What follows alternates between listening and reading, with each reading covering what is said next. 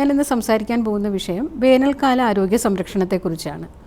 നമുക്കറിയാം, ഇപ്പോൾ പതിവിലും ഏറെ കൂടുതൽ വേനൽ ചൂട് അനുഭവിക്കുന്ന ഒരു സമയമാണ്. സാധാരണ വേനൽക്കാലത്ത് നമുക്ക് വരുന്ന ആരോഗ്യ പ്രശ്നങ്ങൾ എന്ന് പറഞ്ഞാൽ ദഹന സംബന്ധമായ ആരോഗ്യ പ്രശ്നങ്ങൾ, തൊലിപ്പുറത്തുണ്ടാകുന്ന അസുഖങ്ങൾ, പനി, വിവിധ തരത്തിലുള്ള പനി, അതുപോലെ തന്നെ ത്വക്കിലുണ്ടാകുന്ന ആരോഗ്യ പ്രശ്നങ്ങളൊക്കെയാണ്. ഇപ്പോൾ തീവ്രമായ വേനൽ അനുഭവപ്പെടുന്ന രാജ്യങ്ങളെപ്പോലെ സൂര്യതാപവും സൂര്യാഘാതവും ഒക്കെ നമ്മുടെ നാട്ടിലും വളരെ സാധാരണമായി കണ്ടുവരുന്നു. സാധാരണ നമ്മൾ ഒരു കാലാവസ്ഥാ വ്യതിയാനം, അതായത് ഓരോ കാലാവസ്ഥാ വ്യതിയാനത്തിനും അനുസരിച്ച് നമ്മുടെ ആഹാരത്തിലും നമ്മുടെ ജീവിതചര്യയിലും മാറ്റങ്ങൾ വരുത്തേണ്ടതുണ്ട്. ആയുർവേദത്തിൽ അതിന് ഋതുചര്യ എന്നൊരു കോണ്ടെക്സ്റ്റിലാണ് പറയുന്നത്. അതായത് ഓരോ ഋതുക്കൾ വരുമ്പോഴും, ഓരോ കാലാവസ്ഥാ വ്യതിയാനം വരുമ്പോഴും അന്തരീക്ഷത്തിൽ വരുന്ന വ്യതിയാനം അനുസരിച്ച്, നമ്മുടെ ശരീരത്തിലുണ്ടാകുന്ന വ്യതിയാനങ്ങൾക്കനുസരിച്ച് രോഗപ്രതിരോധ ശേഷി കൃത്യമാക്കുന്നതിനും രോഗം വന്നാൽ തന്നെ അതിൻ്റെ തീവ്രത കുറയ്ക്കുന്നതിനും ആരോഗ്യകരമായി ഇരിക്കുന്നതിനും വേണ്ടിയിട്ടുള്ള ആഹാരശീലങ്ങളും ശീലിക്കേണ്ട കാര്യങ്ങളും പറയുന്നുണ്ട്. ഇപ്പോൾ വേനൽക്കാലത്ത് പൊതുവേ നമുക്ക് നമ്മുടെ ശരീരബലം കുറഞ്ഞിരിക്കും, മെറ്റബോളിക് റേറ്റ്, അതായത് ചയാപചയ നിരക്ക് കുറവായിരിക്കും, അതുകൊണ്ട് തന്നെ നമുക്ക് വിശപ്പ് കുറവായിരിക്കും. അതിനാൽ നമ്മൾ ദഹിക്കാൻ എളുപ്പമുള്ള ആഹാരം കഴിക്കുന്നതായിരിക്കും നല്ലത്. ആയുർവേദത്തിൽ അതിന് അഗ്നിബലം കുറവായിരിക്കും എന്ന് പറയും, അതായത് നമ്മുടെ ദഹനശക്തി കുറവായിരിക്കും. അതുകൊണ്ട് നമ്മൾ കഴിക്കുന്ന ആഹാരം ദഹിക്കാൻ എളുപ്പമുള്ളതായിരിക്കണം, ദ്രവരൂപത്തിലുള്ളതായാലും നല്ലത്.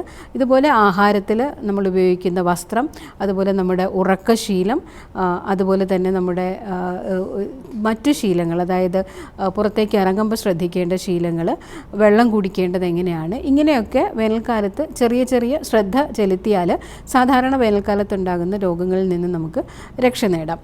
വേനൽക്കാലം എന്ന് പറയുന്നത് നമുക്ക് ജലദൗർലഭ്യത വരാൻ സാധ്യതയുള്ള കാലമാണ്. അതുകൊണ്ട് തന്നെ വെള്ളത്തിലൂടെ പകരുന്ന രോഗം സാധാരണയായി കാണുന്നുണ്ട്. വയറിളക്ക രോഗങ്ങൾ, ഛർദി, മഞ്ഞപ്പിത്തം വരെ നമുക്ക് വേനൽക്കാലത്ത് കണ്ടുവരുന്നുണ്ട്.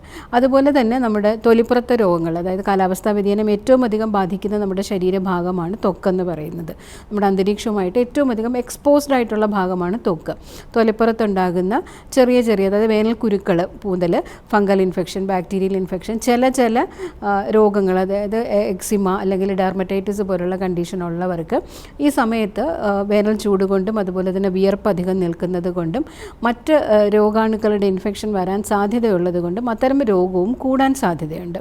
പിന്നെ നമ്മൾ ശ്രദ്ധിക്കാനുള്ളത് മൂത്രാശയ പഴുപ്പും അതുപോലെ തന്നെ കല്ലിന് മൂത്രക്കല്ല് വരാനും സാധ്യത കൂടുതലാണ്. അതായത് നമ്മുടെ ശരീരത്തിലെ ജലാംശം വിയർപ്പ് മൂലം നഷ്ടപ്പെടുന്നത് കൊണ്ട് തന്നെ മൂത്രത്തിൻ്റെ അളവ് കുറയുകയും, കൃത്യമായി വെള്ളം കുടിച്ചില്ല എങ്കിൽ മൂത്രത്തിൻ്റെ അളവ് കുറയുകയും മൂത്രം കട്ടിയായി പോകാനും അതുപോലെ മൂത്രത്തിൽ ഇൻഫെക്ഷൻസ് വരാനും നമുക്ക് മൂത്രക്കല്ല് ഉള്ളവർക്കത് കൂടുതൽ ബുദ്ധിമുട്ടുണ്ടാവാനും ഇല്ലാത്തവർക്ക് വരാനും സാധ്യത കൂടുതലാണ്. ഇതൊക്കെയാണ് സാധാരണ വേനൽക്കാലത്ത് നമുക്ക് വരാൻ സാധ്യതയുള്ള രോഗങ്ങൾ. ഇതിൽ വരുന്ന വേനൽക്കാലത്തെ ഭക്ഷണശീലങ്ങളെക്കുറിച്ച് പറയുകയാണെങ്കിൽ നേരത്തെ സൂചിപ്പിച്ചതുപോലെ ദ്രവരൂപത്തിലുള്ള ഭക്ഷണമായിരിക്കണം.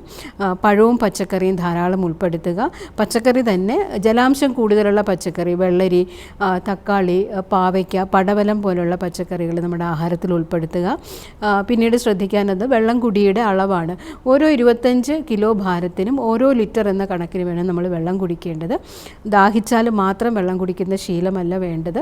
നമ്മൾ പ്രീ ഹൈഡ്രേറ്റ് ആൻഡ് റീഹൈഡ്രേറ്റ് എന്ന് പറയും. അതായത് സാധാരണ ഇപ്പോൾ ഇത് പുറത്തിറങ്ങി, അതായത് വേനലിൽ ജോലി ചെയ്യേണ്ട ആൾക്കാർ, ഫീൽഡ് വർക്ക് ചെയ്യുന്നവർ, അതുപോലെ തന്നെ തൊഴിലുറപ്പ് ജോലി ചെയ്യുന്നവർ, കെട്ടിടപ്പണിക്കാർ, ഇവരൊക്കെ ദാഹിക്കുന്ന മാത്രം വെള്ളം കുടിക്കാതെ ജോലി തുടങ്ങുന്നതിന് ഒരു അരമണിക്കൂർ മുന്നേ തന്നെ ഒരു 500 ml വെള്ളമെങ്കിലും കുടിക്കുക.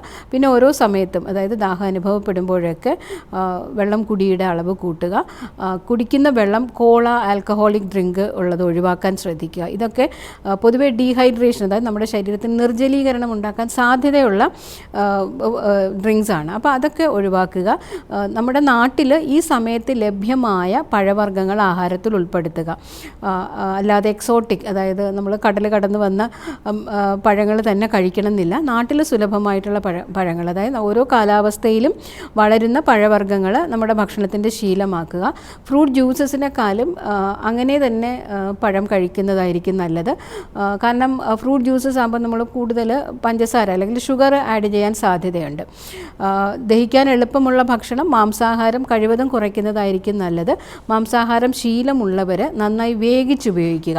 കാരണം വേനൽക്കാലത്ത് ഭക്ഷ്യവിഷബാധ വളരെയധികം റിപ്പോർട്ട് ചെയ്യുന്നുണ്ട്.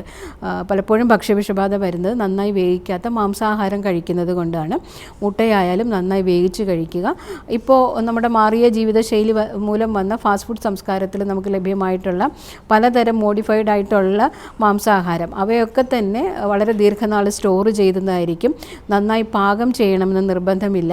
പാകം ചെയ്താൽ തന്നെ നമുക്ക് ഇപ്പോൾ ലഭ്യമായിട്ടുള്ള വളരെ മാർക്കറ്റിൽ സുലഭമായി ആൾക്കാർ ഉപയോഗിക്കുന്ന പലതരം ഭക്ഷണ പദാർത്ഥങ്ങളും നന്നായി വേകാതെ വളരെ ദീർഘകാലം സ്റ്റോർ ചെയ്തിരിക്കുന്നത് കൊണ്ട് തന്നെ രോഗാണുബാധ സാൽമണലിനെയൊക്കെ റിപ്പോർട്ട് ചെയ്തിട്ടുണ്ട്. അതായത് പെട്ടെന്ന് തന്നെ അതായത് കുക്ക്ഡ് അല്ലാത്ത മീറ്റിലേക്ക് ബാക്ടീരിയകൾ പോലെ ഉള്ള രോഗാണുക്കൾ പെട്ടെന്ന് കടന്നു വരാനും അത് പെട്ടെന്ന് വളരാനും സാധ്യതയുണ്ട്. അത് കഴിക്കുന്നത് നമ്മുടെ ശരീരത്തിൽ അത്തരം രോഗാണുബാധ ഉണ്ടാവുകയും അത് വളരെ തീവ്രമായി പലപ്പോഴും മരണം തന്നെ സംഭവിക്കാറുണ്ട്. പിന്നെ കുക്കിംഗ് സർഫസ് വേനൽക്കാലത്ത് ശ്രദ്ധിക്കാനുള്ളത് ഏറ്റവും പ്രധാനമായിട്ടുള്ളതാണ് ജലജന്യ രോഗങ്ങൾ.